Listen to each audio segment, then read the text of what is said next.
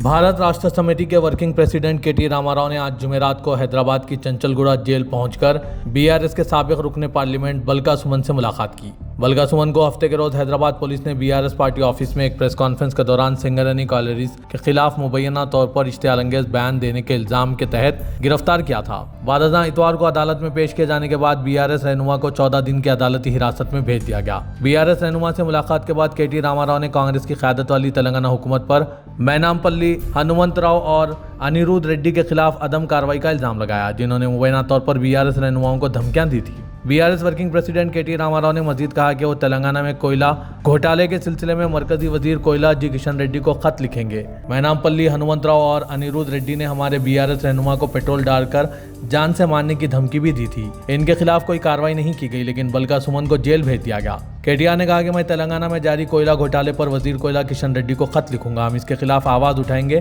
वाजरे के 27 मई को बलका सुमन उस वक्त एक सियासी तनाज़े में घिर गए थे जब इनकी एक वीडियो सोशल मीडिया पर वायरल हो गई थी। वीडियो के मुताबिक बीआरएस रहनुमा ने कहा था कि पार्टी मेंबरान ने किसानों के एक जहती में नेशनल हाईवे पर एहतजाज किया था। एहतजाज में किसानों की नुमाया तौर पर कम शिरकत का जिक्र करते हुए बलका सुमन ने पार्टी अरकान से कहा था कि वो खुद को मुनज़्ज़म करें और तवज्जो हासिल करने के लिए जनरल मैनेजर के दफ्तर और सिंगारेनी भवन को निशाना बनाएं, अस्करी सरगर्मियां तैयार करने और रेलवे लाइनें काटने जैसी सरगर्मियों में हिस्सा लें। इनके इस बयान के बाद इन्हें हिरासत में लिया गया है। पेश है इस खुसूस में केटीआर के चंचलगुड़ा जेल के दौरे के कुछ झलकियां। Bureau report siyaasat.com।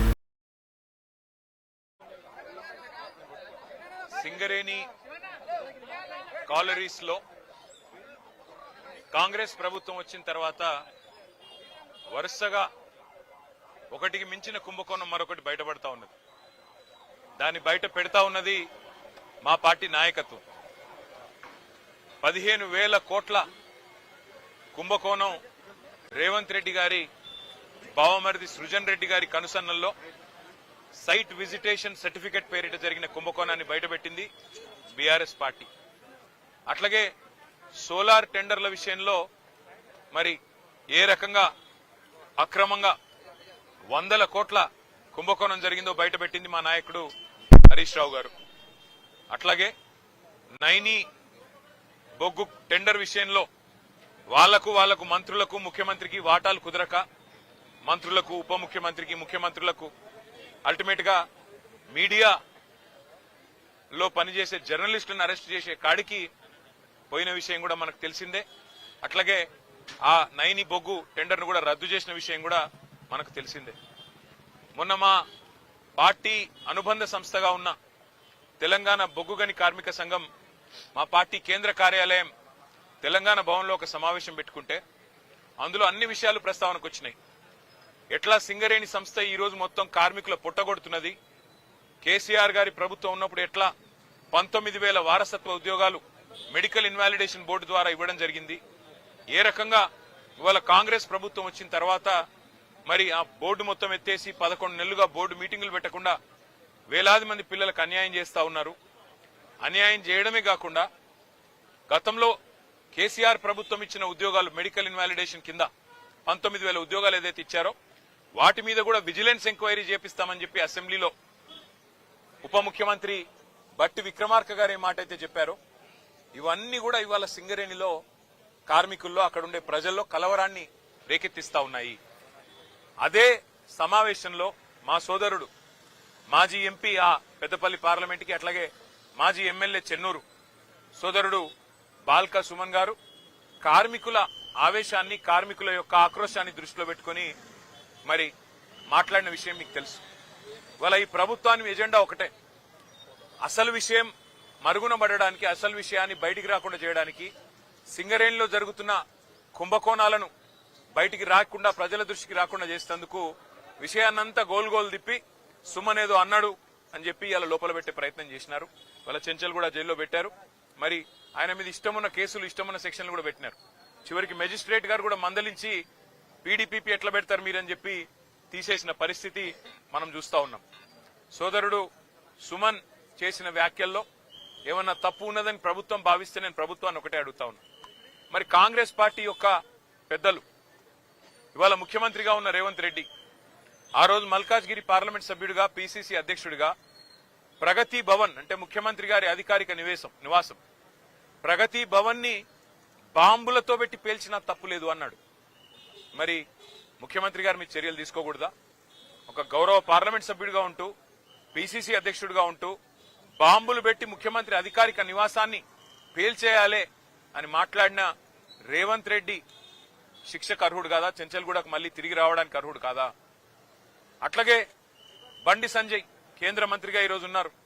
ఆయన కూడా పార్లమెంట్ సభ్యుడిగా హైదరాబాద్ పాతనగరం మీద సర్జికల్ స్ట్రైక్ చేస్తాం అని మాట్లాడిన మాట మరి అది శిక్షార్హం కాదా? ఆయన మీద ఇవాళ బాల్కా సుమన్ మీద పెట్టిన సెక్షన్లు ఆయనకు వర్తించవా? అట్లాగే మిగతా కాంగ్రెస్ నాయకులు, ఒక మాజీ ఎమ్మెల్యే మైనంపల్లి హనుమంతరావు సిద్దిపేటలో మా హరీష్ రావు గారి క్యాంప్ కార్యాలయం మీద దాడి చేయించడమే కాకుండా పెట్రోల్ పోసి తగలబెడతా హరీష్ రావుని అనే మాట అది శిక్షార్హం కాదా? దానికి సెక్షన్లు వర్తించవా? వాళ్ళ జడ్చర్ల ఎమ్మెల్యే అనిరుద్ రెడ్డి అక్కడ ఉండే ఒక కంపెనీని పెట్రోల్ పోసి తగలబెడతా అంటే అక్కడ శిక్ష ఉండదా? అంటే కాంగ్రెస్ లో ఒక నీతి, మా సోదరుడు బాల్కా సుమన్ గారికి ఇంకో నీతా? ఎందుకు మీకు ఇంత కోపం బాల్కా సుమన్ మీద? ఉద్యమంలో ఆ రోజు 220 కేసులు పెట్టారు సుమన్ మీద. మళ్లీ చూస్తుంటే ఆ రికార్డు బద్దలు కొట్టాలన్న ప్రయత్నం ఏమైనా చేస్తున్నట్టు కనబడుతున్నది. కానీ ఏదేమైనప్పటికీ ఒకటి మాత్రం పక్కా, సింగరేణిలో జరుగుతున్న బొగ్గు దోపిడీ, సింగరేణిలో ఏదైతే మొన్న మా నాయకులు బయటపెట్టినారో 40 లక్షల మెట్రిక్ టన్నుల బొగ్గు తీయనిది తీసినట్టు చూపెట్టి ఇవాళ 1600 కోట్ల గోల్మాల్ కార్యక్రమం ఏదైతే చేస్తున్నారో, సింగరేణి కార్మికుల పొట్టగొట్టే విధంగా బోర్డు పెట్టకుండా ఏదైతే సతాయిస్తున్నారో, విజిలెన్స్ ఎంక్వైరీ పేట వేధిస్తున్నారో, మీ కుంభకోణాల నుంచి దృష్టి మరల్చడానికి ప్రయత్నం చేస్తున్నారో దీన్ని వదిలిపెట్టాం. మా సోదరుడు ధైర్యంగా ఉన్నాడు. శ్రీనివాస్ యాదవ్ గారికి, సుధీర్ రెడ్డి గారికి, హర్షవర్ధన్ రెడ్డి గారికి మేము పోతే సోదరుడు చెప్తా ఉన్నాడు, నా గురించి బాధపడకండి, సింగరేణి కార్మికుల మీద దృష్టి పెట్టండి. మా వాళ్ళు ఆక్రోశంతో ఉన్నారు మంచిర్యాల జిల్లాలో, మా ఆదిలాబాద్ జిల్లాలో, రామగుండంలో, మీరు దాని మీద దృష్టి పెట్టండి అన్న, వాళ్ళ కోసం కొట్లాడండి, నాకు జైలు కొత్త కాదు అని చెప్పి తమ్ముడు చెప్తా ఉన్నాడు. మాకు జైళ్లు కొత్త కాదు, పోరాటాలు కొత్త కాదు, మీరు పెట్టే కేసులు కూడా కొత్త కాదు. కానీ మేము మాత్రం వదిలిపెట్టాం. రేవంత్ రెడ్డి గారు చేస్తున్న ఈ అన్యాయాల కుంభకోణాల నుంచి తప్పకుండా రేపు నేను ఉత్తరం రాస్తాను కేంద్ర బొగ్గు గనుల శాఖ మంత్రి కిషన్ రెడ్డి గారికి. సింగరేణిలో ఇవాళ 40 లక్షల మెట్రిక్ టన్నుల బొగ్గును లేనిది ఉన్నట్టుగా చూపెట్టి రికార్డులు ఇస్తుంటే 49% వాటా ఇవాళ కేంద్ర ప్రభుత్వానికి ఉంది. మీరు ఏం చేస్తున్నారు బీజేపీ నాయకులారని నేను అడుగుతా ఉన్నా. అట్లాగే కుంభకోణం జరుగుతుంటే ముఖ్యమంత్రి గమ్మునెందుకున్నాడు, ఆయనకేం అవసరం వచ్చిందని చెప్పి నేను అడుగుతా ఉన్నా. తప్పకుండా నిజం నిగ్గుతేలేదాకా మా సోదరుని కావాలంటే జైల్లో పెట్టుకోండి, ఇంకో వారం రోజులు ఎక్కువ పెట్టినా తను తయారుగానే ఉన్నాడు, మాకేం భయం లేదు. కానీ వదిలిపెట్టం ఈ అక్రమాలు, అన్యాయాలు సింగరేణి కార్మికుల తరఫున తప్పకుండా ఈ ప్రభుత్వాన్ని నిలదీస్తూనే ఉంటామని చెప్పి మీకు తెలియజేస్తూ అందరికీ ధన్యవాదాలు. థాంక్యూ.